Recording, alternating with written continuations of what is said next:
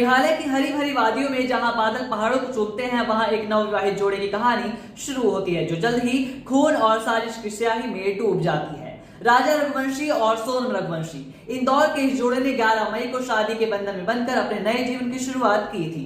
वैवाहिक जीवन को आगे बढ़ाते हुए 20 मई को वो हनीमून के लिए मेघालय की राजधानी शिलोंग पहुंचे, लेकिन 23 मई को जब उनका परिवार उनसे आखिरी बार संपर्क में था तो कुछ ऐसा हुआ कि उनकी कहानी रहस्यमयी पहेली बन गई।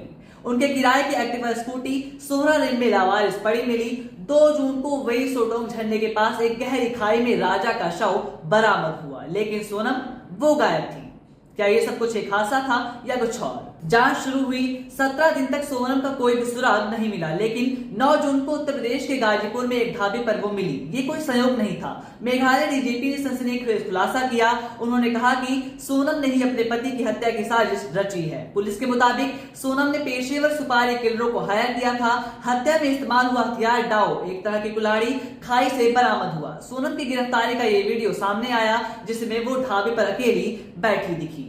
लेकिन कहानी यही नहीं रुकती। सोनम ने पूछताछ में दावा किया कि वह हत्यारी नहीं है, बल्कि खुद वो एक पीड़िता है। उसने कहा कि उसे अगवा किया गया था और अपहरणकर्ताओं ने उसे गाजीपुर छोड़ा। क्या ये सच था या फिर सच्चाई से बचने की कोशिश? पुलिस की तफ्तीश ने एक नया मोड़ लिया जब सोनम ने राज कुशवाहा नाम के एक व्यक्ति के साथ अपने अफेयर की बात कबूल की। राज कुशवाहा, जो इस साजिश का हिस्सा था, उसे भी गिरफ्तार किया गया। पुलिस ने कुल 5 संदिग्धों को हिरासत में लिया है, जिनमें विशाल चौहान, आकाश राजपूत, आनंद कुर्मी और आकाश लोधी शामिल हैं। एक स्थानीय टूरिस्ट गाइड अल्बर्ट पीडी ने बताया कि उसने राजा और सोनम को आखिरी बार 3 अन्य पुरुषों के साथ देखा था। वे हिंदी में बात कर रहे थे और सोनम पीछे चल रही थी। सोनम ने अपनी सास को भेजे वॉइस मैसेज में सरेंडर शब्द का जिक्र किया था, जिसने पुलिस को उसकी लोकेशन तक पहुंचने में मदद की। लेकिन सोनम के पिता ने दावा किया कि उनकी बेटी बेगुनाह है।